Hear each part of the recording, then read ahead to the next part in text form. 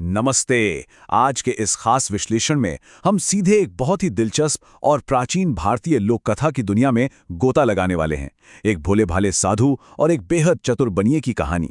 देखने में तो ये एक साधारण सी एनिमेटेड कहानी लगती है, लेकिन यकीन मानिए, नैतिकता, धर्म के नाम पर होने वाले व्यापार और अंततः सत्य की जीत का ये एक कमाल का केस स्टडी है। तो चलिए बिना किसी देरी के शुरू करते हैं।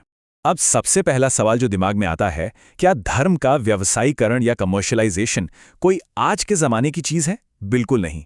इस प्राचीन गांव की हलचल और चहल पहल को ही देख लीजिए। आस्था का फायदा उठाना कोई नई बात नहीं है, बल्कि ये सदियों पुरानी एक व्यापारिक रणनीति रही है। और ये कहानी हमें बिल्कुल सटीक तरीके से दिखाती है कि कैसे ये पूरा खेल सदियों पहले भी खेला जाता था। जरा हमारे इन दोनों मुख्य किरदारों को ध्यान से देखिए। जमीन आसमान का फर्क है दोनों में। एक तरफ है हमारा ये साधु, इसकी बड़ी बड़ी मासूम आंखें और चेहरे के खाली भाव ही बता रहे हैं कि ये दुनियादारी से कितना अनजान है। इसे बस बाहरी दिखावे और लोगों से मिलने वाले सम्मान की पड़ी है। और दूसरी तरफ है ये चतुर बनिया। इसके चेहरे की वो तिरछी चालाक सी मुस्कान देख रहे हैं। ये इंसान हर चीज का एकदम सटीक हिसाब रखता है और इसका इकलौता मकसद है सिर्फ और सिर्फ मुनाफा। खैर, कहानी में आगे बढ़ने से पहले आइए एक बार धर्म के असली मतलब को समझ लेते हैं। असल में धर्म का मतलब है नेकी, अपना नैतिक कर्तव्य निभाना और सही आचरण करना। अब उस भोले साधु को तो लगता था कि उसे धर्म का पूरा ज्ञान है, लेकिन उस चतुर बनिए का क्या?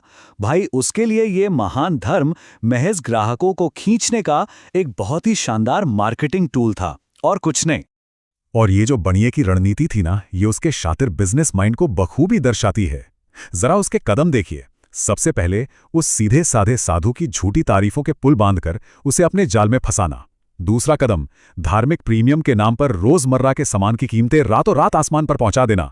और तीसरा, सबसे खतरनाक कदम, मुनाफे का एक बहुत ही मामूली सा हिस्सा मंदिर की दानपेटी में डालना और बाकी का सारा मोटा पैसा सीधे अपनी जेब में।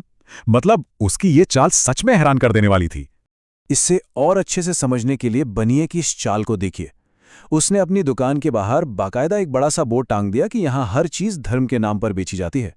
अब जरा मुनाफे के इस गणित पर गौर कीजिए। मूल कीमत के ऊपर उसने अपना एक बहुत बड़ा छिपा हुआ मुनाफा या हिडन प्रॉफिट जोड़ दिया था, जबकि मंदिर में जाने वाला दान तो ऊंट के मुंह में जीरे के बराबर था। और हमारे भोले भाले लोग वो पुण्य कमाने के चक्कर में खुशी खुशी ये बढ़ी हुई कीमतें चुका रहे थे। अब यहाँ जो चीज़ वाकई ध्यान देने वाली है, वो है इस झूठे धर्म का असली सामाजिक प्रभाव। जैसे जैसे कहानी आगे बढ़ती है, तस्वीर साफ होने लगती है कि इस पूरे खेल में जीत किसकी हो रही है और हार किसकी। बनिया लगातार अमीर होता जा रहा है, साधु की चारों तरफ जय जयकार हो रही है, लेकिन असली कीमत कौन चुका रहा है? वो गरीब किसान जिनकी जेबें काटी जा रही हैं, और वो बेचारी विधवाएं जो भूखे पेट सोने को मजबूर हैं। अंधी भक्ति का असर लोगों के दिमाग पर कैसे पड़ता है, ये समझने के लिए इस बूढ़े किसान की बात सुनिए। अगर इससे पुण्य मिलता है तो ज्यादा कीमत चुकाने में क्या बुराई है? ये एक लाइन साफ साफ दिखाती है कि कैसे दिन रात संघर्ष करने वाले आम लोगों ने भी इस खुले आम हो रही लूट को सही मान लिया था, और वो भी सिर्फ इसलिए क्योंकि इसे धर्म के एक बहुत ही चमकदार पैकेज में लपेट कर बेचा जा रहा था। लेकिन बात यही नहीं रुकी। बनिए का लालच अब सारी हदें पार कर रहा था। उसने बाजार में वीआईपी धार्मिक पैकेज उतार दिए, यानी जो जितना ज्यादा दान देगा उसके लिए उतनी ही ज्यादा प्रार्थनाएं की जाएंगी। हद तो तब हो गई जब गांव में पड़े भयंकर सूखे और अकाल को भी उसने कमाई का जरिया बना लिया।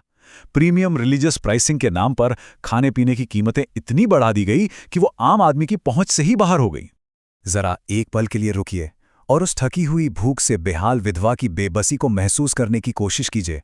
वो भारी मन से उस साधु से पूछती है कि क्या सच में पुण्य कमाने के लिए उसे अपने भूखे बच्चों का निवाला छीनकर धर्म के नाम पर बिकने वाला वो महंगा अनाज खरीदना ही पड़ेगा। ये वो टर्निंग पॉइंट था, वो भावनात्मक मोड़ जहां उस भोले साधु की गहरी नींद में सोई हुई अंतरात्मा अचानक से झकझोर कर जाग उठती है। जब साधु ने परेशान होकर बनिए से अकाल की मार झेल रहे उन गरीबों के दर्द के बारे में पूछा, तो बनिए का जवाब सुनिए। वो कहता है, श्रद्धा में कोई तर्क नहीं होता। कितनी चालाकी से उसने ये बात कह दी। अकाल जैसी भयानक स्थिति में भी लोगों के तड़प को नज़रअंदाज करने के लिए उसने उसी अंधी आस्था को अपनी ढाल बना लिया था। ये सच में बहुत ही निंदनीय था। तो यहाँ समझने वाली सबसे अहम बात यह है कि ठीक इसी पल से साधु के अंदर एक बहुत बड़ा युद्ध शुरू हो जाता है, एक नैतिक द्वंद्व। एक तरफ था उसका अहंकार और समाज में बढ़ता हुआ रुतबा जो उसे अपनी महानता के मीठे से भ्रम में फंसाए हुए था, और दूसरी तरफ थी उसकी अपनी अंतरात्मा और वो कड़वी सच्चाई जो उसे चीख चीख कर लोगों की भुखमरी और दर्द खा रही थी। अब उसे फैसला करना था, या तो वो अपनी सुख सुविधा चुन ले या फिर इस तबाही की जिम्मेदारी अपने सिर ले। और फिर आखिरकार वो पल आ ही जाता है, दोनों का आमना सामना। साधु के इन साहसी शब्दों पर गौर कीजिएगा। ये धर्म नहीं, व्यापार है, और इसमें दूसरों का खून, पसीना और कष्ट शामिल है। साधु ने बिना किसी हिचकिचाहट के उस चालाक बनिए को आईना दिखा दिया। उसे समझ आ गया था कि असली धर्म आंख बंद करके चढ़ावा चढ़ाना नहीं है, बल्कि सही और गलत की पहचान करना है, फिर चाहे उसकी जो भी कीमत चुकानी पड़े। चलिए देखते हैं कि इसके बाद चीजें कैसे बदलती हैं। साधु ने कमाल का साहस दिखाते हुए पूरे गांव के सामने अपनी गलती और अपनी अज्ञानता को मान लिया। उसने खुद ही अपने हाथों से उस भ्रष्ट सिस्टम को जड़ से उखाड़ फेंका और लोगों को सच्चे धर्म का असली मतलब समझाया। साधु की इस निडरता और सच्चाई को देखकर उस लालची बनिए की भी आंखें खुल गईं। उसे अपने किए पर गहरा पछतावा हुआ और उसने वो सारा लूटा हुआ पैसा गांव वालों को वापस कर दिया। अब अगर आप बनिए की दुकान को देखेंगे तो वहां वो पुराना धोखेबाज बोर्ड आपको नजर नहीं आएगा। उसकी जगह अब एक नई और सच्ची बात ने ले ली थी। ईमानदारी ही सबसे बड़ा धर्म है। बनिए का हृदय परिवर्तन हो चुका था और पूरे गांव का जो नैतिक संतुलन बिगड़ा था वो वापस लौट आया था। सत्य और ईमानदारी की ये शानदार जीत हमें एक बहुत बड़ी बात सिखाती है कि सच्चा ज्ञान हमें हमेशा सही समय पर सही कदम उठाने का हौसला देता है। तो अंत में एक बड़ा सवाल हम सबके सामने है, क्या सच्ची नेकी और धर्म सिर्फ आस्था के बाहरी दिखावे में है, या फिर इस बात में कि हमारे कर्मों का कमज़ोर और ज़रूरतमंद लोगों पर क्या असर पड़ रहा है? हमारे आज के इस एक्सप्लेनर का पूरा निचोड़ यही नैतिक जिम्मेदारी है।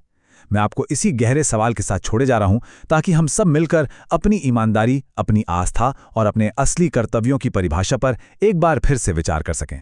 इस सफ़र में हमारे साथ जुड़े रहने के लिए आपका बहुत बहुत धन्यवाद।